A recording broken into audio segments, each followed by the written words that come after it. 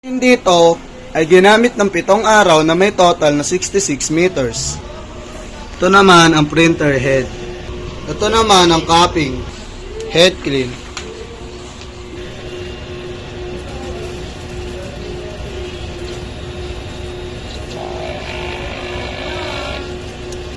Punasan ng wiper pagkatapos mag-head clean. Nozzle check.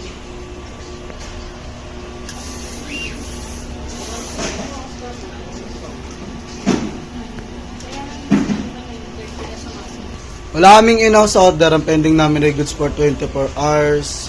At wala kaming branch fulfillment ngayon week. Ang yung system may tama lang. Ang waste na nalinis kahapon.